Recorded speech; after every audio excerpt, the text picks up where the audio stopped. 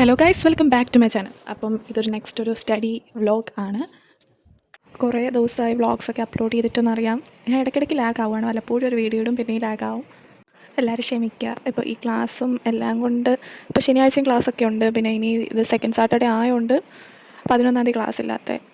അപ്പം അതുകൊണ്ട് എല്ലാം കൂടെ ഭയങ്കര ലാഗ് ആവുന്നുണ്ട്. അതുകൊണ്ടാണ് വീഡിയോസൊക്കെ കറക്റ്റ്ലി ടൈം ഷെഡ്യൂൾ ചെയ്ത് അപ്ലോഡ് ചെയ്യാൻ പറ്റാത്തത്.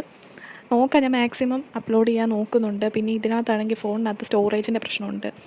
എല്ലാ വീഡിയോസും കൂടെ എടുത്തു കഴിഞ്ഞാൽ അപ്ലോഡ് ചെയ്യുക. അതുകൊണ്ട് തന്നെ ഈ വീഡിയോക്കകത്തൊന്നുമില്ല. ജസ്റ്റ് ഞാൻ പഠിക്കാൻ തുടങ്ങുന്ന മാത്രം കുറച്ച് പോർഷനേ എടുക്കാൻ പറ്റുള്ളൂ. കാര്യം സ്റ്റോറേജ് ഇല്ലല്ലോ. പിന്നെ ഞാൻ വിചാരിച്ചു ഒരു വീഡിയോ കിടക്കട്ടെ, കുറേ നാളായാലും അപ്ലോഡ് ചെയ്തിട്ട്. അപ്പോൾ കഴിഞ്ഞ ദിവസം ഒരു കമൻറ്റ് കണ്ടായിരുന്നു, എങ്ങനെ യൂട്യൂബിലെ നോട്ട്സൊക്കെ നോക്കിയാണോ പഠിക്കുന്നത് എന്നൊരു കമൻറ്റ് വന്നായിരുന്നു.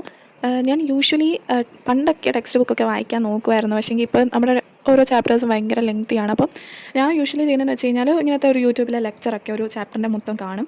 അത് കണ്ടതിന് ശേഷം നമ്മൾ ഈ ടെക്സ്റ്റ് ബുക്കിൽ മാർക്ക് ചെയ്യുമല്ലോ, അതിനകത്ത് പറയുന്ന ഇമ്പോർട്ടൻറ്റ് പോയിൻറ്റ്സൊക്കെ ടെക്സ്റ്റ് ബുക്കിൽ മാർക്ക് ചെയ്യും, അല്ലെങ്കിൽ ഒരു നോട്ട് ബുക്ക് എടുത്ത് എഴുതും. എന്നിട്ട് ഞാൻ പണ്ട് +1 വെച്ച എല്ലാ നോട്ട് വരുന്ന നോട്ട്ബുക്കിൽ എഴുതി അത് നോക്കിയായിരുന്നു പഠിക്കുന്നത്. ഇപ്പോൾ മൊത്തം ഇരുന്ന് എഴുതാൻ വയ്യാത്തതുകൊണ്ട് ഞാൻ ചെയ്യുന്നതെന്ന് വെച്ച് കഴിഞ്ഞാൽ ഇപ്പോൾ നമ്മൾ യൂട്യൂബിൽ ഗൂഗിളിലൊക്കെ ഇങ്ങനെ നോട്ട്സ് നമ്മൾ ഓരോ സ്പെസിഫിക് ആയിട്ടുള്ള ചാപ്റ്ററിൻ്റെ ടൈപ്പ് ചെയ്ത് കൊടുക്കുമ്പം നോട്ട്സ് കിട്ടും. ഹാൻഡ് റിട്ടൺ നോട്ട്സ് ഉണ്ട്, പ്രിൻറ്റഡ് നോട്ട്സ് ഉണ്ട്, അങ്ങനെ നമുക്ക് കിട്ടും. അപ്പോൾ ആ നോട്ട്സ് റിവൈസ് ചെയ്യും. ലൈക്ക് പഠിച്ച ലെക്ചർ കണ്ട ഇതാണെങ്കിൽ അതിൻ്റെ നമ്മൾ നോട്ട് നോക്കും. അപ്പോൾ കുറച്ചുകൂടെ മനസ്സിലാവില്ല. അങ്ങനെയാണ് ഞാൻ ചെയ്യാറ്. ഇപ്പം യൂട്യൂബിൻ്റെ ലെക്ചറിൻ്റെ നോട്ട് എന്ന് പറയുമ്പം അത് അത്രയും എഴുതാൻ പറ്റത്തില്ലല്ലോ. പിന്നെ ചിലതൊക്കെ ഭയങ്കര ഇമ്പോർട്ടൻ്റ് ആയിട്ടുള്ള ചില പോയിൻ്റ് നോട്ട് ഞാൻ സ്ക്രീൻഷോട്ട് എടുത്ത് വെക്കും. അങ്ങനെയും പഠിക്കാറുണ്ട്.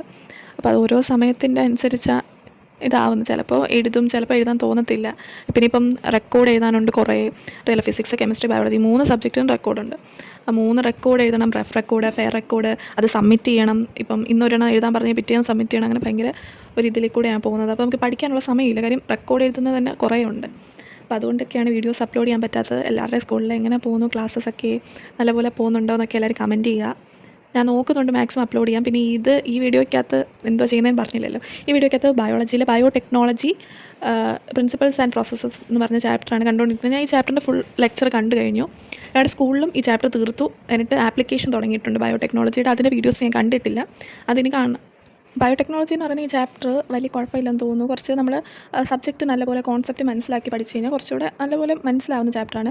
എനിക്ക് മോളിക്കുലർ ബേസിസ് ഓഫ് ഇൻഹെറിറ്റൻസ് ആണ് ഭയങ്കര പാടായിട്ട് തോന്നുന്നത്. അത് എത്ര പഠിച്ചാലും എങ്ങനെയെങ്കിലുമൊക്കെ ട്രാൻസ്ക്രിപ്ഷൻ, ട്രാൻസ്ലേഷനൊക്കെ കുറേ പ്രോസസ്സ് ഉണ്ടായതുകൊണ്ട് ഒക്കെ തിരിഞ്ഞു പോകും. അപ്പോൾ എല്ലാവരും മാക്സിമം ഇപ്പോൾ തന്നെ പോർഷൻസൊക്കെ തീർക്കാൻ നോക്കുക. കാര്യം ഇനി എക്സാംസൊക്കെ ആവാറായി. പിന്നെ പ്രാക്ടിക്കൽ എക്സാം ഉണ്ട്. സോ നെക്സ്റ്റ് ഒരു വീഡിയോ ആയിട്ട് ഞാൻ വരുന്നതായിരിക്കും. ഇതൊരു ചെറിയൊരു വീഡിയോ ആയിപ്പോയി. നെക്സ്റ്റ് ഒരു വീഡിയോ കുറച്ചുകൂടെ ലെങ്തി ആയിട്ട് ഇടാൻ നോക്കാം. Thank you for watching. Keep supporting.